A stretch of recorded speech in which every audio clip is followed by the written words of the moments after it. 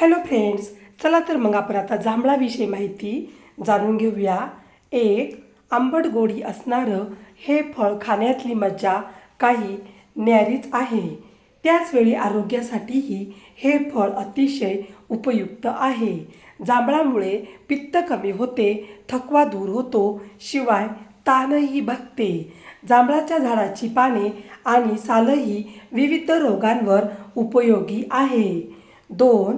तापामुळे पचन नीट होत नसेल तर 2 ते 3 चमचे जांभळाच्या पानांचा रस घ्यावा, त्यामुळे पोटाला आराम मिळतो. 3. पित्तामुळे उलटी होत असल्यास जांभळाची 2 ते 3 हिरवी पाने पाण्यात उकळून व गाळून घ्यावीत. त्यानंतर मधासोबत घेतल्यास पित्तशमन होते. 4. शरीराला जखम झाल्यास वा खरचटल्यास जांभळाची पाने लावावीत, त्यामुळे रक्त थांबते. 5. दातातून रक्त येत असल्यास जांभळाची सालं बारीक करून त्यांचे मंजन करावे आणि दातांना लावावे, त्यामुळे दात दुखीला उतारा मिळतो. 6.